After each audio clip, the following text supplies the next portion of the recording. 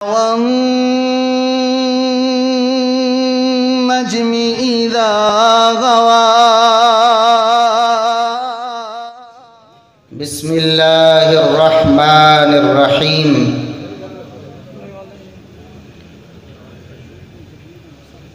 والسابقون الأولون من المهاجرين والأنصار والذين اتبعوهم بإحسان رضی اللہ عنہم ورضوا عنہ۔ انتہائی قابل احترام علماء کرام، خطبائے اعظام،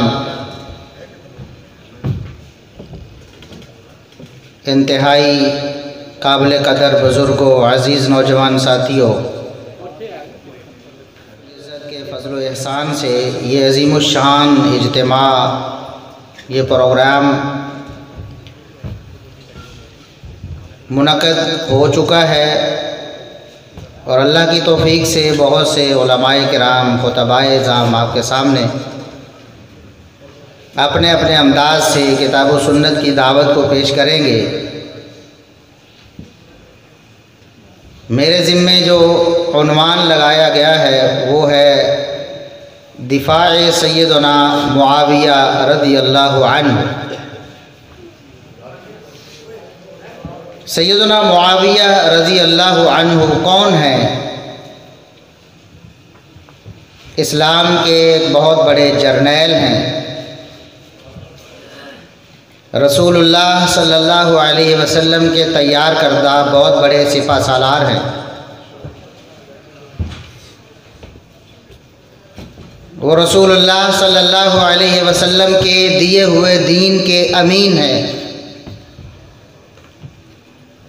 وہ اللہ رب العزت کی نازل کردہ وحی کے کاتب ہیں۔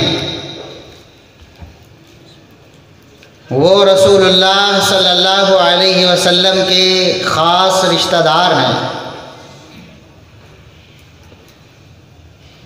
حسب و نسب میں رسول اللہ صلی اللہ علیہ وسلم سے تعلق رکھنے والے ہیں۔ وہ سیدنا معاویہ رضی اللہ عنہ، لوگ ان کے بارے میں زبان تان کو دراز کرتے ہیں، ان پر بکواسات کی بوچھار کرتے ہیں۔ ایک عام مسلمان سیدھا سادہ بس اوقات وہ یہ سوچنے پر مجبور ہو جاتا ہے کہ آخر سیدنا معاویہ رضی اللہ عنہ کے ساتھ کسی کو کیا دشمنی ہے؟ لوگ کیوں ان کے خلاف بولتے ہیں؟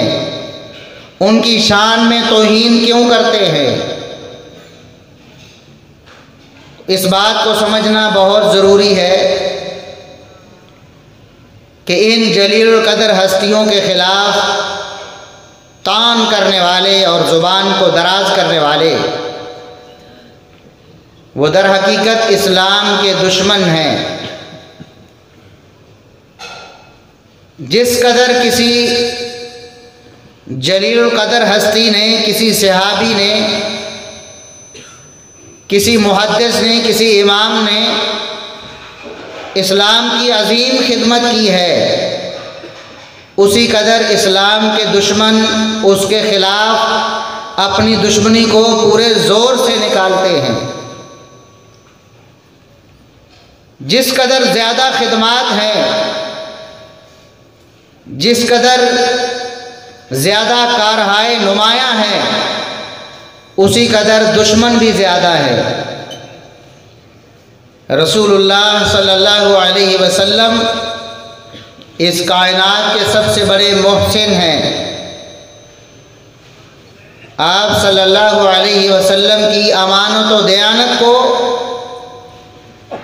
آپ صلی اللہ علیہ وسلم کی شرافت کو، آپ کی متانت کو ساری دنیا مانتی ہے۔ آپ پر ایمان نہ لانے والے بھی آپ صلی اللہ علیہ وسلم کو صادق و امین کہنے کے لیے مجبور تھے۔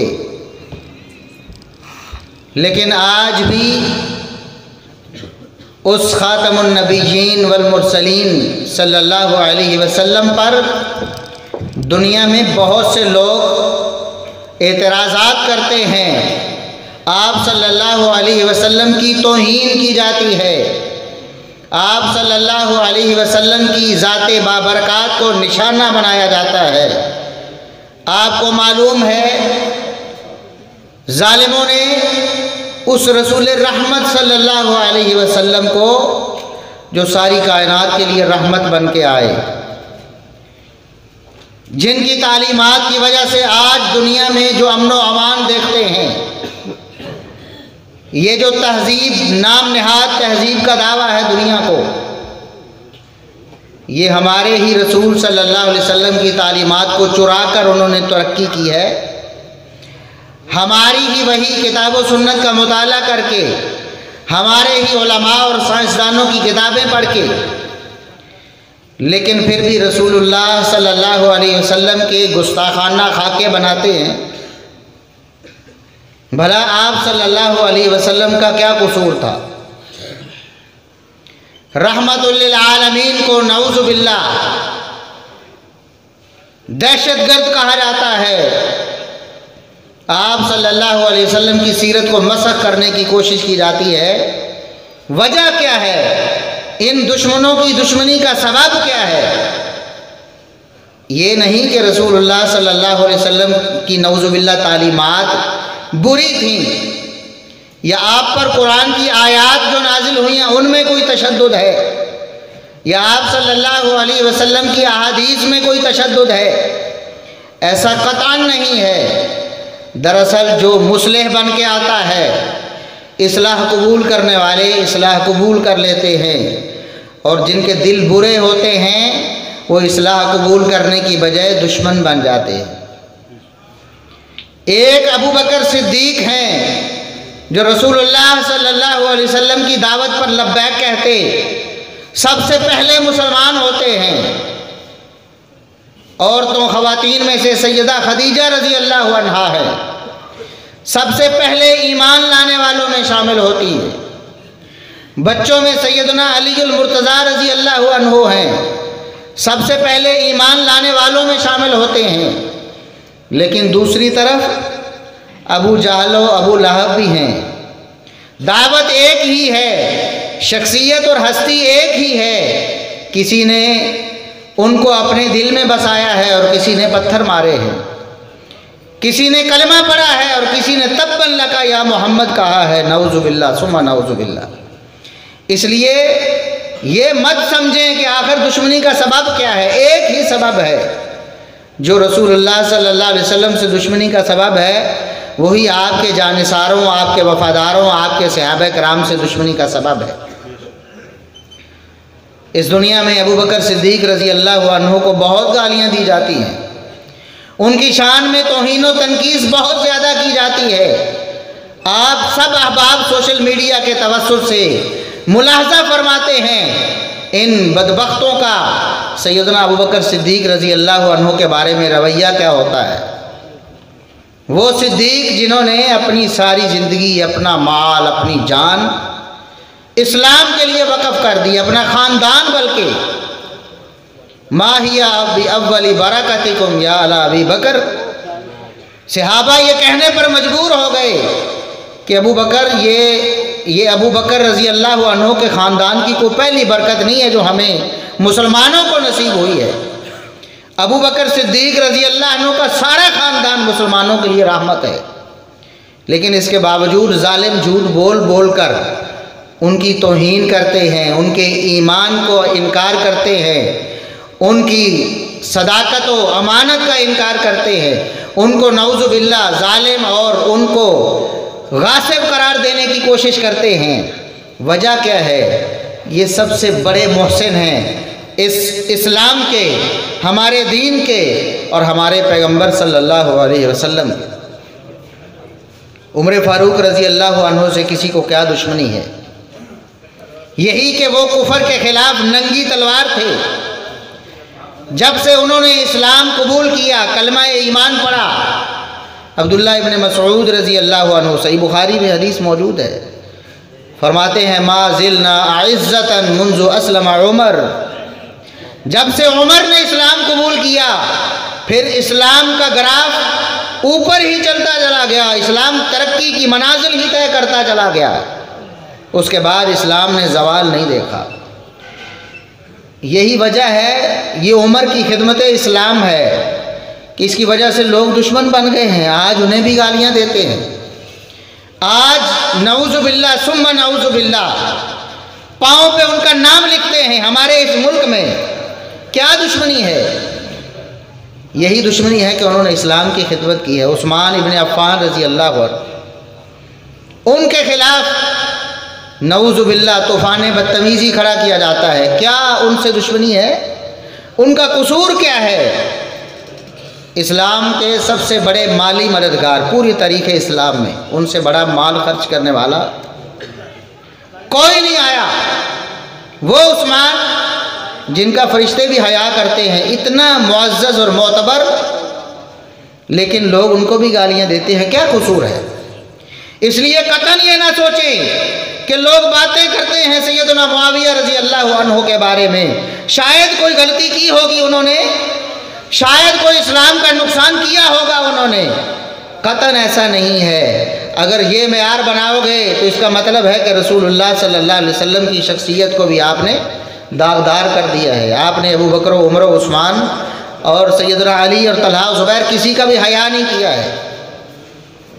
اور یہ میں تمہید اس لیے باندھ رہا ہوں کہ سیدنا معاویہ رضی اللہ عنہ کا دفاع یہ تمام صحابہ کا دفاع ہے اور پیغمبر اسلام صلی اللہ علیہ وسلم کا دفاع ہے۔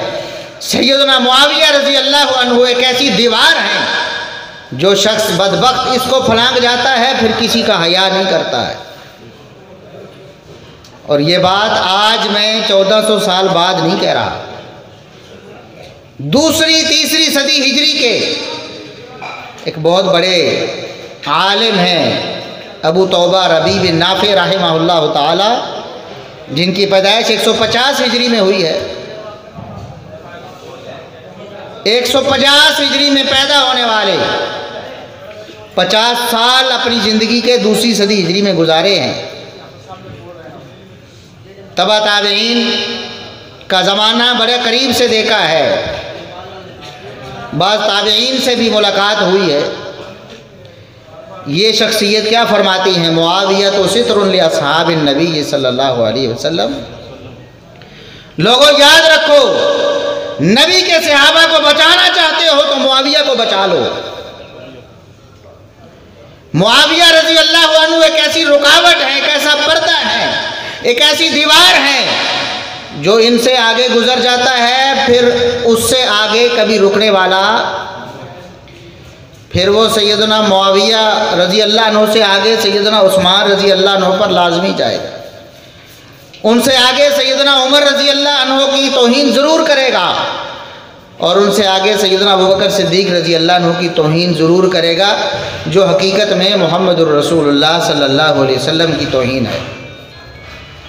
اس لیے معاویہ رضی اللہ عنہ ایک بن ہیں، ایک رکاوٹ ہیں۔ بن باندھے جاتے ہیں نا سیلاب کے آگے، دشمن کے آگے بن باندھا جاتا ہے کہ یہ آڑ ہے، یہ ڈھال ہے، دشمن کو ہم نے اس سے پیچھے روکنا ہے۔ اگر اس بن تک دشمن پہنچ گیا تو اس کے بعد پھر ہمارا بعد میں بچنے کا کوئی چانس نہیں ہے۔ تو معاویہ رضی اللہ عنہ ایک ایسا بن ہے، ایک ایسی دیوار ہے، ایک ایسی لکیر ہے کہ جو شخص اس کو عبور کر جاتا ہے اس کے بعد وہ کسی کا حیا نہیں کرتا ہے۔ اور ہم نے اپنی آنکھوں سے دیکھا، اپنے کانوں سے سنا، یہ آپ کے پڑوس میں مرزا انجینئر جیلمی صاحب کچھ سال پہلے یہ دعویٰ کرتے تھے کہ مجھے تو حضرت معاویہ رضی اللہ عنہ سے اختلاف ہے، یا ان کے 2-3 ساتھی اور ہیں، تم سنی جو ہے اہل سنت ان کا دفاع کرتے رہتے ہو، ان کو سائڈ پہ کر دو تو مجھے کسی قسم کا کوئی اختلاف تم سے ہے ہی نہیں۔ یہی کہتے تھے نا، حالانکہ صحابی تو ادنا سے بھی ہمارے ایمان کا لازمی جز ہے۔ ادنا سے ادنا صحابی کی توہین و تنقیص انسان کے بے ایمان ہونے کے لیے کافی ہے۔ اور معاویہ رضی اللہ عنہ کی شان اور ان کا مقام تو کہاں، وہ تو جلیل القدر صحابہ میں شمار ہوتے ہیں، وہ تو نبی کریم صلی اللہ علیہ وسلم کی زبانی جنت کی بشارتیں پانے والوں میں شامل ہیں، وہ نبی کریم صلی اللہ علیہ وسلم کی زبان عطر سے دعائیں لینے والوں میں شامل ہیں، وہ تو وہ ہیں کہ نبی کریم صلی اللہ علیہ وسلم کو بھی ان سے کام پڑتا ہے۔ یہ عبداللہ ابن عباس فرماتے ہیں مجھے رسول اللہ صلی اللہ علیہ وسلم نے بھیجا کہ جاؤ معاویہ کو بلا کے لاؤ۔ کیوں بھیجا؟ فَإِنَّهُ فِي حَاجَةٍ، نبی کو معاویہ سے کام پڑا ہے۔ نبی فرماتے ہیں عبداللہ ابن عباس جاؤ مجھے معاویہ سے کام ہے، اسے بلا کے لاؤ۔ یہ وہ معاویہ ہیں، اتنے جلیل القدر صحابی، ہم ان کی توہین اور تنقیص کیسے برداشت کر سکتے ہیں؟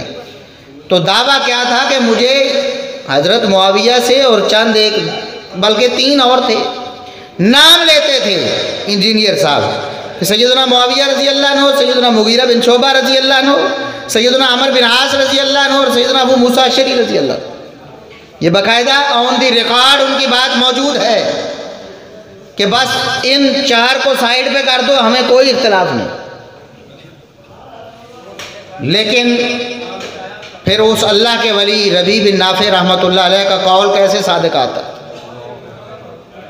انہوں نے جو فرمایا ہے برحق ہے، جو معاویہ تک پہنچتا ہے وہ ابو بکر صدیق تک بھی پہنچتا ہے۔ پھر کچھ سالوں بعد ابھی آپ نے بیان سن لیا ہوگا کیوں ہم کہتے ہیں کہ معاویہ کا دفاع فرض ہے۔ ایک تو ان کی شخصیت کے حوالے سے ہی فرض ہے، اور ایک دیگر صحابہ کا دفاع بھی دفاع معاویہ میں مضمر ہے۔ آج وہ شخص انجینئر جہلمی صاحب کہتے ہیں کہ سقیفہ بنی ساعدہ میں جو ہوا تھا نا، سیدنا ابو بکر صدیق رضی اللہ عنہ کا انتخاب ہوا نا، پہلا خلیفہ مسلمانوں کا اور مومنوں کا، اس کا انتخاب کیا گیا سقیفہ بنی ساعدہ میں، اور یہ انتخاب بالاتفاق تھا، بالاجماع تھا۔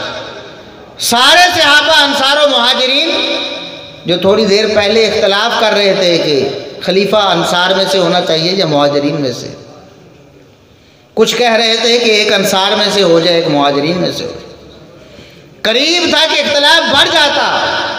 عمر فاروق رضی اللہ عنہ نے ابو بکر صدیق رضی اللہ عنہ کا ہاتھ بلند کر کے کہا میں ابو بکر کی بیعت کرتا ہوں۔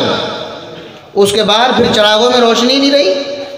وہ جو صحابہ آپس میں اختلاف کر رہے تھے ہم میں سے خلیفہ ہونا چاہیے، ہم میں سے ہونا چاہیے، جب ابو بکر صدیق رضی اللہ عنہ کا نام سنا، ان کی شخصیت کو دیکھا تو کہا کہ اگر یہ ہیں تو ہمیں کسی اور کی ضرورت ہی نہیں ہے۔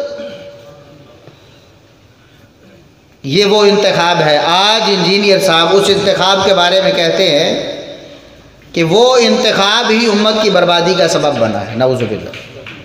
یعنی ابو بکر صدیق رضی اللہ عنہ کا خلیفہ بلا فصل بننا، مسلمانوں کا ان کو اپنا خلیفہ منتخب کر لینا، کہتے ہیں اسلام کے اندر جتنی جنگیں ہوئی ہیں، جتنے فسادات ہوئے ہیں، اسی وجہ سے ہوئے ہیں، نعوذ باللہ۔ اور کہتے ہیں کہ اگر آج ابو بکر صدیق زندہ ہوں تو اپنے انتخاب پر خون کے آنسو روئیں، نعوذ باللہ ثم نعوذ۔ ثابت ہو گیا کہ جب تک معاویہ رضی اللہ عنہ کا دفاع نہیں ہوتا ابو بکر صدیق رضی اللہ عنہ کا دفاع ہو سکتا۔ عمر فاروق رضی اللہ عنہ کے خلاف زبان درازی کی، کہا کہ خلفائے راشدین نے سوائے سیدنا علی رضی اللہ عنہ کے کسی نے انصار کو ان کا حق نہیں دیا، بلکہ انصار کی حق تلفی کرتے رہے، نعوذ باللہ ثم نعوذ باللہ۔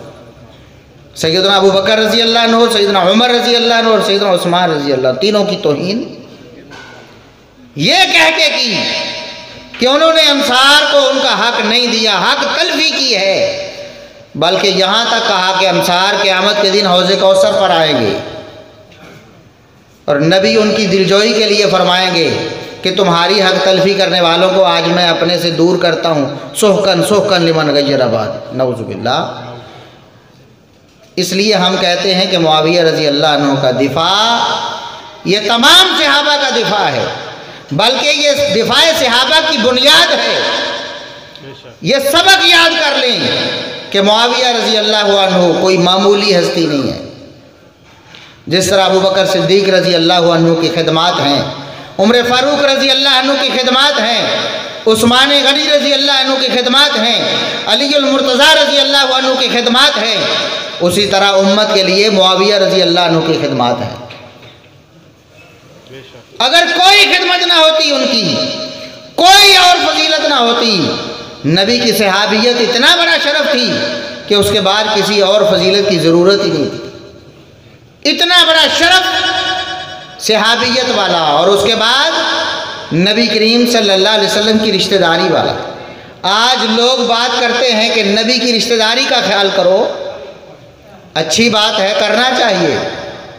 ہم کہتے ہیں نبی کی ہر وہ رشتہ داری ہمارے لیے معزز اور محترم ہے جس کو شرف صحابیت حاصل ہے۔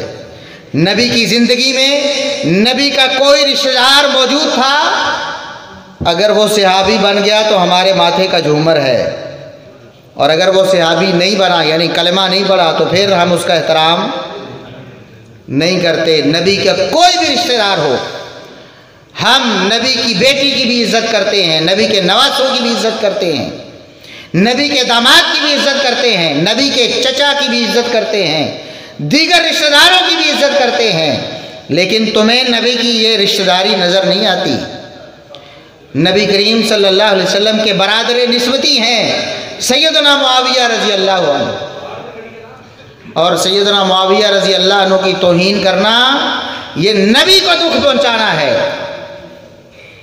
بتاؤ، آپ کے رشتہ دار کو اگر کوئی لعن طعن کرے، آپ کا رشتہ دار چاہے برا ہی کیوں نہ ہو، آپ اس کو برا سننا برداشت تو نہیں کرتے نا۔ آپ کی زوجہ محترمہ کا کوئی بھائی ہو، آپ نہیں برداشت کرتے کوئی اسے برا کہے، حالانکہ برا ہو بھی سکتا ہے۔ تم نبی کے برادر نسبتی، نبی کی بیوی ام حبیبہ رضی اللہ عنہ، ان کے بھائی ہیں سیدنا معاویہ رضی اللہ عنہ، نبی کے برادر نسبتی ہیں، تمہیں نبی کی حیا نہیں آتی؟ کل قیامت کے دن کیا منہ لے کر جاؤ گے؟ کیا منہ لے کر؟ یہ آیت پیش کرتے ہیں، قُلْ لَا أَسْأَلُكُمْ عَلَيْهِ أَجْرًا إِلَّا الْمَوَدَّةَ فِي الْقُرْبَى، پیش کرتے ہیں نا آیت، ہمیں سناتے ہیں، حالانکہ ہم نبی کی رشتہ داری کو سر پہ بٹھاتے ہیں۔ ہم تو نبی کے بھی قدردان، ہم تو نبی کے جوتے کے بھی قدردان، ہم تو ان گلیوں کے بھی قدردان ہیں جہاں نبی کے قدم لگتے رہے۔ ہمیں یہ سکھاتے ہو کہ نبی کی رشتہ داری کا احترام کرو، ہم احترام کرتے ہیں، لیکن یہ آیت تم کیوں بھول جاتے ہو؟ جب نبی کے برادر نسبتی کی بات آتی ہے تم گالیاں دیتے ہو، تم ان کو برا بھلا کہتے ہو، تم ان کی توہین کرتے ہو، پھر کہتے ہو کہ ہمیں نبی سے محبت ہے۔ پھر یہ خیال بھی ہے، یہ طلب بھی ہے، یہ تڑپ بھی ہے کہ حوض کوثر پہ ہم نبی کے ہاتھ سے جام پئیں گے۔ نبی کو دکھ دیتے ہیں، نبی کریم صلی اللہ علیہ وسلم کی ازواج مطہرات کو برا بولتے ہیں۔ یہی وہ بدبخت ہیں جو کہتے تھے ہمارا اختلاف صرف حضرت معاویہ سے ہے، لیکن کیا کہا کہ سیدہ عائشہ ظالمہ ہیں، نعوذ باللہ ثم نعوذ باللہ، کہا کہ نہیں کہا؟ معاویہ رضی اللہ عنہ کا دفاع یہ امہات المومنین کا دفاع ہے۔ او بھلا کیسے ہو سکتا ہے معاویہ سے کوئی نفرت کرے اور ام المومنین سیدہ عائشہ سے محبت کرے؟ یہ ممکن نہیں ممکن۔ کیوں بھائی؟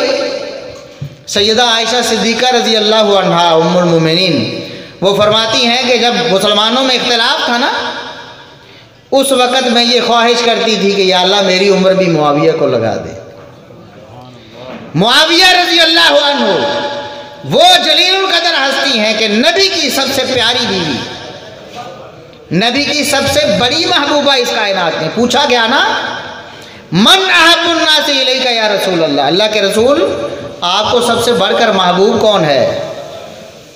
نبی کی زبان اطہر سے سب سے پہلا لفظ فرمایا عائشہ، سب سے بڑھ کر مجھے دنیا میں کسی سے محبت ہے تو وہ عائشہ ہے۔ یہ عائشہ صدیقہ رضی اللہ عنہا کہ اپنی بیٹی نبی کی لخت جگر سیدہ فاطمہ رضی اللہ عنہا ایک دن نبی صلی اللہ علیہ وسلم کی دوسری بیویوں کا پیغام لے کر آئیں، صحیح بخاری میں درج ہے کہ ابو جی یہ جو آپ کی دوسری بیویاں ہیں نا، آپ ان کی طرف ذرا زیادہ محبت کا رخ کریں، آپ محبت عائشہ سے زیادہ کرتے ہیں۔ دوسری آپ کی بیویاں ہیں، میں سفارش لے کر آئی ہوں، آپ ان سے بھی زیادہ محبت کیا کریں، عائشہ سے زیادہ ان کی طرف رخ کر لیں۔ تو نبی صلی اللہ علیہ وسلم نے فرمایا، فاطمہ میرے جگر کے ٹکڑے، تمہیں یہ پسند نہیں کہ جس سے میں محبت کرتا ہوں تم بھی اس سے محبت کرو؟ سیدہ عائشہ کہتی ہیں، سیدہ فاطمہ رضی اللہ عنہا نے لا محالہ یہی کہا ہوگا، کیوں نہیں، آپ میرے والدہ گرامی بھی ہیں اور میرے نبی بھی ہیں، رحمت للعالمین خاتم النبیین والمرسلین ہیں، جس سے آپ محبت کرتے ہیں میں کیوں نہ محبت کروں گی؟ فرمایا اگر یہ پسند کرتی ہو کہ میری محبت کو تلاش کرو تو تم بھی عائشہ سے محبت کرو۔ نبی اپنی بیٹی کو بھی حکم دیتے ہیں، یہ وہ عائشہ صدیقہ ہیں، فرمایا دنیا آخرت میں میری بیوی ہیں، یہ وہ عائشہ صدیقہ ہیں جن کے بستر پر قرآن نازل ہوتا ہے، کسی اور بیوی کے بستر پہ کبھی قرآن نازل وحی نہیں آئی، عائشہ کے بستر پہ آتی ہے، یہ وہ عائشہ ہے۔ وہ عائشہ کہتی ہیں کہ میرا پورے یقین سے میں اللہ سے دعا کرتی تھی، پوری لگن سے کہ اللہ میری عمر معاویہ کو لگا دے، اس لیے یہ کیسے ہو سکتا ہے کہ معاویہ سے کوئی نفرت کرے تو ان کو اپنی عمر لگنے کی دعا دینے والی عائشہ سے محبت کرے؟ ہو ہی نہیں سکتا ہے، یہ ہو ہی نہیں سکتا کہ معاویہ سے کوئی نفرت کرے اور ان کو گورنر بنانے والے ابو بکر و عمر و عثمان اور علی رضی اللہ عنہ، ان کے دور، علی رضی اللہ عنہ کے دور میں بھی سیدنا معاویہ رضی اللہ عنہ کا عہدہ تو نہیں گیا تھا نا، اختلافات اپنی جگہ ہیں، لیکن سیدنا معاویہ رضی اللہ عنہ کا عہدہ برقرار، اور اس سے بڑی بات معاویہ رضی اللہ عنہ اس امت کے بہت بڑے محسن ہیں۔ اگر کوئی عقل مند غور کرے نا، امت کو 2 دفعہ بہت بڑے چیلنج کا سامنا ہوا ہے، بہت بڑے فتنہ فساد کا خطرہ آیا ہے امت پر۔ پہلی دفعہ جب نبی کریم صلی اللہ علیہ وسلم دنیا سے چلے گئے، اختلاف ہو گیا صحابہ کرام سے، قریب تھا کہ تلواریں نکل آتی، خلیفہ کون بنے گا؟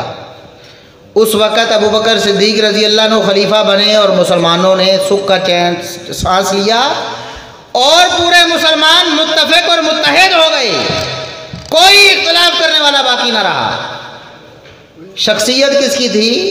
ابو بکر صدیق رضی اللہ عنہ کی، اور ابو بکر صدیق رضی اللہ عنہ کو خلافت کے لیے آگے کس نے کیا تھا؟ میں بتا چکا ہوں نا، عمر فاروق رضی اللہ عنہ۔ یہ وہ عمر ہیں کہ جن کی خواہش پہ اللہ قرآن نازل کرتا تھا۔ کتنے ایسے مقامات آئے، ایسے مواقع آئے کہ عمر فاروق رضی اللہ عنہ نے اپنی خواہش کا اظہار کیا کہ ایسے کیوں نہ ہو جائے، اللہ نے قرآن بنا کر نازل کر دیا کہ عمر کی جو رائے ہے وہ اللہ رب العزت کی خواہش کے مطابق ہے، اللہ کی رضا بھی اسی میں ہے، لہٰذا آج کے بعد یہ دین اور شریعت ہے۔ وہ عمر کھڑے ہوئے اور مسلمانوں کو اختلاف سے بچانے کے لیے امت کو ایک محسن دیا جس کا نام ابو بکر صدیق رضی اللہ عنہ۔ اللہ کی قسم ابو بکر صدیق رضی اللہ عنہ کے علاوہ کسی پر امت جمع ہو سکتی نہیں تھی، سوال ہی پیدا نہیں ہوتا تھا، کیونکہ نبی فرما گئے تھے، محمد الرسول اللہ صلی اللہ علیہ وسلم فرما۔ لوگ کہتے ہیں نا جی نبی نے کاغذ قلم مانگا تو عمر نے روک دیا، آپ نے لکھوانا کیا تھا جی؟ کہتے ہیں جی حضرت علی کی خلافت بلا فصل لکھوانی۔ صحیح بخاری اور صحیح مسلم میں موجود ہے کہ نبی کریم صلی اللہ علیہ وسلم نے اس سے پہلے بھی اس 1-2 دن پہلے خواہش کا اظہار کیا کہ عائشہ میرے پاس اپنے والد ابو بکر کو بلاؤ اور اپنے بھائی عبد الرحمن کو بلاؤ، کیوں؟ میں لکھوا دینا چاہتا ہوں، مجھے خطرہ ہے، مجھے یہ خدشہ پیدا ہوا ہے، میرے ذہن میں یہ خیال آیا ہے کہ میرے دنیا سے جانے کے بعد کوئی کھڑا ہو کر یہ نہ کہے آنا اولا، میرا حق زیادہ بنتا ہے۔ میں تو نبی کا فلاں فلاں لگتا ہوں، میرا حق زیادہ بنتا ہے۔ نبی کے چچا بھی تھے، نبی کے بھائی بھی تھے، نبی کی اور رشتہ داریاں بھی تھیں جو مسلمان تھے، جلیل القدر صحابہ تھے۔ فرمایا میں یہ لکھوا کے جانا چاہتا ہوں تاکہ میرے دنیا سے جانے کے بعد اختلاف نہ پیدا ہو، کوئی کھڑا ہو کر یہ دعویٰ نہ کرے کہ میرا حق زیادہ بنتا ہے۔ پھر فرمایا عائشہ رہنے دو، فرمایا عائشہ رہنے دو، مجھے اس بات کا یقین ہو گیا ہے کہ یأبی اللہ والمؤمنون الا ابا بکر، کہ نہ اللہ نے ابو بکر کے علاوہ میرے بعد کسی کو خلیفہ بننے دینا ہے، نہ مومنوں نے بننے دینا ہے۔ سمجھ گئے نا؟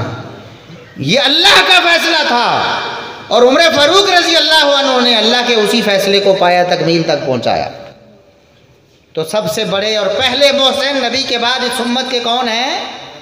ابو بکر صدیق رضی اللہ عنہ، کہ سارے مومن متفق ہو گئے۔ نبی نے جو فرمایا تھا کہ جو مومن ہوگا وہ ابو بکر کا انکار کر سکتا، مومن نہیں کر سکتا، مومن ضرور کرتے ہیں، مومن نہیں انکار کر سکتے۔ اسی طرح امت میں دوبارہ اختلاف پیدا ہوا سیدنا عثمان رضی اللہ عنہ کے قصاص کے حوالے سے۔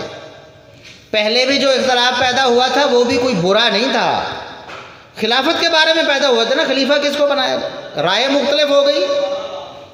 اب بھی ایسے ہوا، اختلاف اب بھی اچھے امر پہ ہوا ہے کہ سیدنا عثمان رضی اللہ عنہ کو شہید کر دیا گیا ہے، تو ان کے قاتلوں کو کیفر کردار تک پہنچانا چاہیے۔ کیا فوری کیفر کردار تک پہنچانا چاہیے یا کچھ عرصہ انتظار کر لینا چاہیے، حالات کو نارمل ہونے دینا چاہیے؟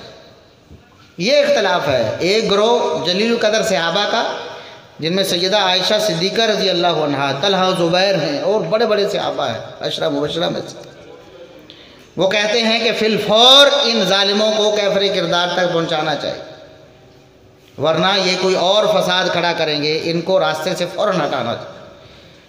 دوسری طرف بھی کبار صحابہ کرام ہیں، نبی کریم صلی اللہ علیہ وسلم کے چچا زاد، چوتھے خلیفہ راشد سیدنا علی بن ابی طالب رضی اللہ عنہ، اور دیگر صحابہ کرام، ان کا خیال یہ ہے کہ ابھی حالات نارمل نہیں ہیں، کچھ دن کچھ مہینے انتظار کر لیا جائے، کچھ مہلت مل جائے، ہمیں اپنی حکومت کو مضبوط کر لینا چاہیے، کہیں ہم ان کو قابو کرتے کرتے کسی اور مسئلے میں نہ پڑ جائیں، ان کے ساتھ لوگ اور شامل ہو۔ دونوں اپنی اپنی جگہ پر ٹھیک تھے، لیکن اختلاف پیدا ہو گیا، اختلاف ہو گیا۔ اس وقت اللہ رب العزت نے دوسرا محسن دیا امت کو۔ پہلا محسن کس کے ذریعے آیا؟ عمر فاروق رضی اللہ عنہ کے ذریعے، اور دوسرا محسن نبی کریم صلی اللہ علیہ وسلم کے نواسے حسن بن علی رضی اللہ عنہما کی وجہ سے، اور ان کی طرف سے انتخاب ہو کر آیا۔ اختلاف ہو گیا نا مسلمانوں، اختلاف بڑھ گیا۔ دو واقعات رونما ہوئے تاریخ اسلام میں، جمل اور صفین، اور اس کے بعد ایک بڑا حادثہ خارجیوں کے ہاتھوں، وہی جو باغی تھے سیدنا عثمان رضی اللہ عنہ کو شہید کرنے والے، انہی باغیوں کے ہاتھوں سیدنا علی رضی اللہ عنہ بھی شہید کر دیے۔ ایک خلا پیدا ہو گیا مسلمانوں میں سیاسی طور پر۔ سیدنا حسن رضی اللہ عنہ خلیفہ بن گئے بعد میں، لیکن انہوں نے دیکھا کہ یہ معاملہ میرے سے نہیں سنبھلے گا، بلکہ اس کو سنبھالنے والا ایک اور بہتر آدمی موجود ہے امت میں، تو میں اپنی خلافت کی قربانی دے کر اس امت کی خیر خواہی کرنا چاہتا ہوں، اس امت پر احسان کرنا چاہتا ہوں۔ عمر کو بھی نبی کی بشارت تھی اور حسن کو بھی نبی کی بشارت تھی۔ نبی صلی اللہ علیہ وسلم نے فرمایا تھا ان ابنی ھذا سید، میرا یہ بیٹا سردار ہے۔ حسن رضی اللہ عنہ کو کیا فرمایا؟ سردار۔ حالانکہ حسن و حسین دونوں ہی سردار ہیں، ہمارے سردار ہیں کہ نہیں؟ نبی کے نواسے ہیں، نبی کا خاندان ہے، ہمارے سردار ہیں، سارے مسلمانوں کے سردار ہیں۔ سیدہ شباب اہل الجنہ فرما چکے ہیں، جنتی نوجوانوں کے سردار ہیں، لیکن اب فرماتے ہیں کہ میرا یہ بیٹا حسن سردار ہے، یعنی حسن کی سرداری کچھ الگ ہی تھی۔ فرمایا یہ میرا بیٹا سردار ہے، کیوں؟ لعل اللہ ان یصلح بہ بین فئتین عظیمتین من المسلمین، اللہ رب العزت ایک وقت آئے گا کہ میرے اس نواسے، میرے اس بیٹے حسن کی وجہ سے امت کے دو عظیم الشان گروہوں کو دوبارہ ایک کر دے گا، صلح کروا دے گا۔ تو امت کے دوسرے محسن سیدنا حسن رضی اللہ عنہ کے انتخاب کی وجہ سے سیدنا معاویہ رضی اللہ عنہ بنے۔ جس طرح پہلے امت متفق ہو گئی اختلاف کے بعد، اور دہائیوں تک امت متفق رہی، پھر جب قصاص عثمان رضی اللہ عنہ کی وجہ سے دوبارہ اختلاف ہوا تو سیدنا معاویہ رضی اللہ عنہ کی جھولی میں نبی کے نواسے نے نبی کی بشارت کی وجہ سے اپنی خلافت ڈالی، ان کے ہاتھ پہ بیعت کی، اور پوری دنیا کے سارے مسلمانوں کا خلیفہ معاویہ رضی اللہ عنہ کو منتخب کر دیا۔ آج لوگ کہتے ہیں نعوذ باللہ ثم نعوذ باللہ کہ وہ خلافت کے اہل نہیں تھے، خلافت انہوں نے بری خلافت نعوذ باللہ کی ہے، برا دور بتایا ہے، ظلم و ستم کیا ہے۔ یہ اعتراض نبی پر ہے کہ نبی نے بشارت دی تھی کہ میرا نواسہ امت پر احسان کرے گا، کہا تھا کہ نہیں؟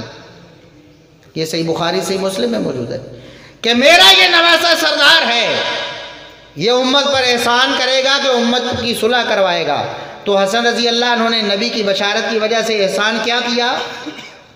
معاویہ رضی اللہ عنہ کو پوری دنیا کے سارے مسلمانوں کا خلیفہ منتخب کر دیا، اور اس کے بعد 20 سال تھوڑا عرصہ نہیں ہے، 20 سال کا عرصہ سیدنا معاویہ رضی اللہ عنہ کی خلافت کا۔ اس پورے 20 سال میں وہ کہتے ہیں نا کہ کسی پرندے نے پر بھی نہیں مارا ہے، کسی دشمن کو جرأت نہیں ہوئی کہ میلی آنکھ سے عالم اسلام کی طرف دیکھ لے۔ اور سیدنا معاویہ رضی اللہ عنہ کا دفاع اس لیے فرض ہے، ان کے احسان اس قدر زیادہ ہیں کہ نبی کریم صلی اللہ علیہ وسلم نے یہ بھی فرمایا تھا وَلُو جَيْشٍ مِّنْ أُمَّتِي يَغْزُونَ الْبَحْرَ قَدْ أَوْجَبُوا۔ سیدنا معاویہ رضی اللہ عنہ کے بارے میں یہ بشارت ہے، اور ان کے لشکر کے بارے میں کہ سب سے پہلا لشکر جو غزوہ بحر کرے گا انہوں نے اپنے لیے جنت الاٹ کروا لی ہے۔ یہ فرمان نبوی کے الفاظ ہیں کہ انہوں نے جنت اپنی پکی کر لی ہے، ان کے نام جنت الاٹ ہو چکی ہے۔ بلکہ فرمایا کہ میں نے خواب میں دیکھا، انبیاء کے خواب وہی ہوتے ہیں، میں نے خواب میں دیکھا ہے میری امت کے وہ لوگ جو غزوہ بحر کریں گے میرے بعد، میں نے جنت میں ان کو بادشاہوں کی طرح تختوں پہ ٹیکیں لگائے دیکھا ہے۔ یہ ہے سیدنا معاویہ رضی اللہ عنہ۔ یہ غزوہ بحر کیا ہے بھلا؟ کوئی چھوٹا کارنامہ نہیں ہے۔ اسلام ایک بر اعظم میں قید تھا، ایک بر اعظم سمجھتے ہیں نا آپ؟ اب تو ہمارے بچے بھی پڑھتے ہیں بر اعظم، سب کانٹیننٹ ایک بر اعظم میں قید تھا، چاروں طرف پانی ہے نا، تو خشکی کا ٹکڑا جو ہوتا ہے اس کو بر اعظم کہتے ہیں۔ تو دنیا میں 7 بر اعظم ہیں، اس وقت اسلام ابھی ایک ہی بر اعظم میں تھا، سمندروں کو پار کر کے اسلام آگے نہیں گیا تھا۔ یہ وہ غزوہ بحر ہے جس کے سپہ سالار سیدنا معاویہ رضی اللہ عنہ نے، جنہوں نے اسلام کو ایک بر اعظم سے اٹھایا اور عالمی مذہب بنا دیا۔ تو آپ کا کیا خیال ہے کہ دشمنان اسلام پھر ان کی تعریف کریں گے؟ دشمنان اسلام تو پھر بھونکیں گے نا، اپنا بغض نکالیں گے ان کے خلاف کہ انہوں نے اسلام کی اتنی بڑی خدمت کی ہے کہ اسلام کو ایک بر اعظم سے اٹھا کر پورا عالمی دنیا کا مذہب بنا دیا، اس کے جھنڈے پوری دنیا میں گاڑ دیے، سمندروں کو پار کر کے جا کے اسلام کے جھنڈے گاڑنے والے ہیں سیدنا معاویہ رضی اللہ عنہ۔ اس لیے ان کے بارے میں کسی پروپیگنڈے کا کبھی شکار نہ۔ ہم پر سیدنا معاویہ رضی اللہ عنہ کا دفاع فرض ہے۔ لوگ جھوٹ بولیں گے، کہیں گے جی وہ حضرت علی کو گالیاں دیتے تھے، نعوذ باللہ ثم نعوذ باللہ، بالکل جھوٹ ہے، پرلے درجے کی بکواس ہے۔ کوئی مائی کا لال، ہمارا چیلنج ہے ایک عرصے سے ہم نے دیا ہوا ہے، کوئی مائی کا لال دنیا میں کوئی ایک صحیح سند سے روایت پیش کرے، کوئی ایک روایت، 10 12 15 100 200 اس سے تو ہمارا مطالبہ ہی نہیں، ایک روایت کہ سیدنا معاویہ رضی اللہ عنہ نے پوری زندگی میں کبھی ایک لفظ سیدنا علی رضی اللہ عنہ کے خلاف بولا، ایک لفظ، ان کو برا بھلا کہا، ان کو گالی دی ہو، نعوذ باللہ۔ کہتے ہیں جی لعنت کرتے اور کرواتے تھے، ہم کہتے ہیں جھوٹوں پر اللہ کی لعنت ہو۔ حضرت معاویہ رضی اللہ عنہ تو لعنت کوئی نہیں کرواتے تھے نا، لیکن جھوٹے جو جھوٹ بولتے ان پر لعنت ہو گئی اللہ کی طرف۔ یہ لعنتی ہیں سیدنا معاویہ رضی اللہ عنہ اہل بیت کے بہت بڑے قدردان تھے۔ میرا وقت ختم ہو رہا ہے، ایک بات بتا کے بات ختم کر دوں۔ یہ بات آپ پلے باندھ لیں، انشاءاللہ کبھی شیطان کا کوئی وسوسہ آپ کے قریب نہیں پھٹکے گا۔ اس حوالے سے جی وہ اہل بیت کو برا بھلا کہتے تھے، نعوذ باللہ ثم نعوذ۔ اہل بیت کے فضائل بیان ہوئے نا حدیث میں، مختلف صحابہ نے بیان کیے ہیں نا اہل بیت کے فضائل۔ ایک فضیلت ایسی ہے، ایک فضیلت سیدنا حسن رضی اللہ عنہ، حسن کون ہے؟ نواسہ رسول ہے۔ علی رضی اللہ عنہ کے لگتے جگر ہیں، سیدہ فاطمہ رضی اللہ عنہ کے لگتے جگر ہیں، حسین رضی اللہ عنہ کے بھائی ہیں نا حسن۔ ان کی ایک فضیلت ایسی ہے جو سوائے سیدنا معاویہ رضی اللہ عنہ کے کسی نے بیان بتائیں؟ دشمنوں کے یا جن سے بغض ہو ان کے فضائل کوئی بیان کرتا ہے؟ فضیلت بھی ایسی کوئی عام بات نہیں، نبی کا فرمان جو تا قیامت ان کے لیے فضیلت ثابت ہونا تھا وہ بیان کیا سیدنا معاویہ رضی اللہ عنہ نے۔ مسند احمد کی حدیث ہے، اور حدیث کے ویسے تو میں نے بتایا بڑے فضائل ہیں اہل بیت کے، حسنین کریمین کے بہت فضائل ہیں، لیکن یہ فضیلت دنیا میں کسی اور روایت میں نہیں، کسی اور صحابی نے بیان نہیں کی، کسی صحابی نے بیان نہیں کی سوائے سیدنا معاویہ رضی اللہ عنہ۔ انہوں نے بیان کیا، فرماتے ہیں کہ میں نے دیکھا رسول اللہ صلی اللہ علیہ وسلم سیدنا حسن رضی اللہ عنہ سے محبت اور پیار کے لیے یہ انداز اپنا رہے تھے کہ ان کے ہونٹوں کو چوس رہے تھے رسول اللہ صلی اللہ علیہ وسلم۔ سیدنا حسن جو نواسہ ہیں ان کے ہونٹوں کو نبی کریم صلی اللہ علیہ وسلم چوس رہے تھے پیار سے اور محبت سے۔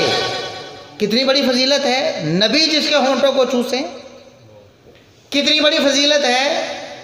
اور صرف اس فضیلت کو بیان کرنے پر اکتفا نہیں کیا بلکہ اپنا عقیدہ بھی بتایا ہے۔ اللہ کو معلوم تھا نا یہ بدبخت آئیں گے جھوٹ بولیں گے کہ یہ اہل بیت کے دشمن تھے، نعوذ باللہ، تو اللہ رب العزت نے یہ الفاظ بھی ان سے نکلوائے اور ہماری حدیث کا، ہمارے اسلامک لٹریچر کا لازمی حصہ بن گئے۔ مسند احمد حدیث کی معتبر ترین کتابوں میں شامل ہے، اس میں یہ الفاظ موجود ہیں۔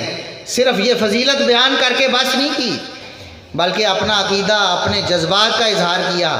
فرمایا کہ میں نے نبی کو دیکھا نا، نبی ان کے ہونٹوں کو چوم رہے تھے، چوس رہے تھے، اور میں معاویہ یہ سمجھتا ہوں، میرا یہ عقیدہ ہے کہ جس کے ہونٹوں کو نبی چوم لیں، چوس لیں، وہ ہونٹ کبھی جہنم میں جا سکتے نہیں۔ یہ معاویہ رضی اللہ عنہ ان کا عقیدہ ہے، ان کے جذبات ہیں اہل بیت کے بارے میں۔ کبھی انہوں نے ایک لفظ بھی اہل بیت کے بارے میں برا بولا، حالانکہ اختلاف ہوا سخت ترین اختلاف میں بھی ایک لفظ، اس لیے علماء نے باقاعدہ کتابیں لکھی ہیں، حلم و معاویہ، سیدنا معاویہ رضی اللہ عنہ کی بردباری، کتنے حلیم الطبع تھے، کتنا بڑا دل دیا تھا اللہ رب العزت نے انہیں، یہ علماء نے کتابیں لکھی، ہمارے اہل سنت کے علماء، اس لیے کہ سیدنا معاویہ رضی اللہ عنہ بڑے دل گردے کے مالک، سخت سے سخت اختلافات کے باوجود انہوں نے کبھی برا بولا نہیں، تعریف ضرور کی ہے، شان ضرور بیان کی ہے۔ اور میں آپ کو بتاؤں کہ یہ شان، یہ حدیث کب بیان کی معاویہ رضی اللہ؟ ایک شخص نے سیدنا حسن رضی اللہ عنہ کے بارے میں کوئی نازیبہ بات کہہ دی سیدنا معاویہ کی موجودگی میں۔ یہ کہتے ہیں جی وہ اپنے گورنروں سے لعنت کرواتے تھے۔ وہ جھوٹو جو خود لعنت کرواتا ہو اس کو کیا ضرورت ہے کہ کوئی اگر برا کہہ رہا ہو تو اس کو شابش دینی چاہیے؟ شابش نہیں دی بلکہ اس کو منہ کو روکا ہے، فرمایا تم حسن کے بارے میں ایسی بات کرتے ہو؟ میں نے نبی کو دیکھا ہے کہ ان کے ہونٹوں کو چوس رہے تھے، اور جس کے ہونٹوں کو نبی چومیں اور چوسیں وہ ہونٹ کبھی جہنم کی آگ کیا ہوا بھی کبھی لگے گی نہیں۔ یہ ہیں سیدنا معاویہ رضی اللہ عنہ۔ اللہ رب العزت سے دعا ہے کہ اللہ رب العزت ہمیں ان کی شان اور مقام سمجھنے کی توفیق عطا فرمائے، اور ان کے دفاع کے لیے ہمیں قربانیاں دینے کی توفیق عطا فرمائے، اور ہمیں اس امت کو جگانے اور بیدار کرنے کی توفیق عطا فرمائے کہ سیدنا معاویہ رضی اللہ عنہ کا دفاع حقیقت میں نبی کریم صلی اللہ علیہ وسلم کا دفاع ہے، آپ کی ازواج مطہرات کا دفاع ہے، آپ کے خلفائے راشدین کا دفاع ہے، آپ کے صحابہ کرام کا دفاع ہے، آپ کے نواسوں کا دفاع ہے۔ کس کا انتخاب ہے معاویہ؟ حسن رضی اللہ عنہ۔ کس کے انتخاب کو برا کہتے ہو؟ نبی کے نواسے کے انتخاب کو برا کہتے ہو۔ آج تم کسی مسجد یا کسی ادارے کے، ایک چھوٹی سی مسجد، چھوٹا سا ادارہ، وہ کسی نااہل شخص کے سپرد کرتے، اللہ سے ڈرتے ہو کہ نہیں؟ اگر ہم نے یہ کام کر دیا، اللہ ہم سے پوچھے گا کس نااہل کے ہاتھ میں دے کے آئے ہو نظام؟ کیوں ایسا کر کے آئے ہو؟ نبی کے نواسے حسن کے بارے میں تمہارا یہ خیال ہے پوری دنیا کے سارے مسلمانوں کا نظام خلافت وہ ایک نااہل کے سپرد کر دی تھی انہوں نے، نعوذ باللہ ثم نعوذ باللہ۔ تو اللہ تعالیٰ ہمیں سمجھنے اور عمل کرنے کی توفیق عطا فرمائے۔ سبحان ربک رب العزت عما یصفون وسلام علی المرسلین والحمد للہ۔ النجم اذا غوا